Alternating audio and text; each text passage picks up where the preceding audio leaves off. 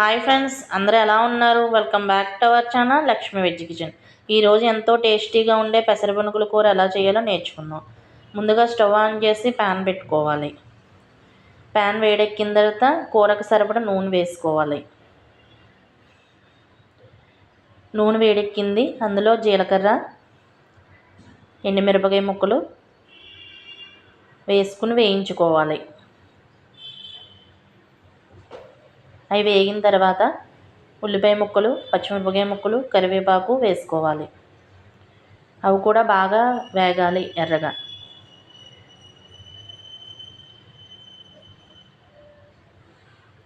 ఈ ఉల్లిపాయ ముక్కలు వేగినాయన్ని పసుపు వేసుకోవాలి. పసుపు వేసుకుని శుభ్రంగా కలుపుకోవాలి. తర్వాత అల్లం వెల్లుల్లి పేస్ట్ వేసుకుని వేయించుకోవాలి. పచ్చివాసన లేకుండా వేయించుకోవాలి.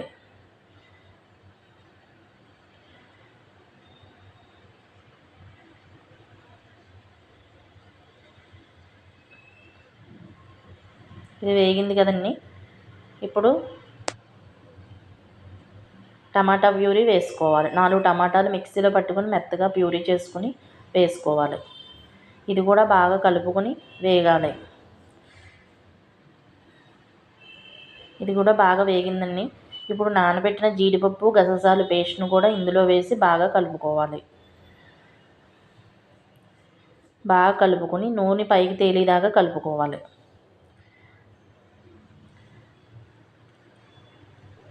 మూత పెట్టుకుని 5 నిమిషాలు ఉడికించుకోవాలి.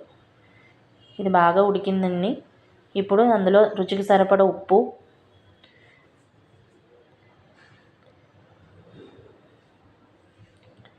కారం వేసుకోవాలి. వేసుకుని బాగా కలుపుకోవాలి.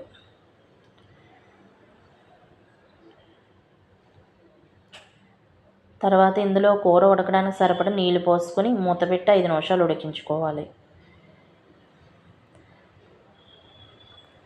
ఇది ఉడికిందండి. ఇప్పుడు ఇందులో గరం మసాలా వేసుకోవాలి. వేసుకుని కలుపుకోవాలి. తర్వాత కొంచెం కసూరి మేతి నలిపి అందులో వేసుకోవాలి.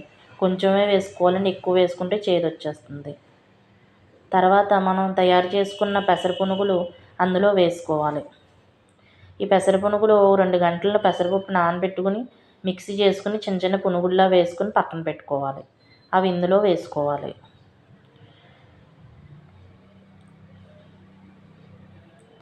అంతేనండి, ఎంతో టేస్టీగా ఉండే పెసరపునుగుల కూర రెడీ. ఇప్పుడు లాస్ట్లో కొంచెం కొత్తిమీర వేసుకుని సర్వ్ చేసుకోవడమే. ఎంతో టేస్టీగా ఉండే పెసరపునుగుల కూర ready. Thank you for watching.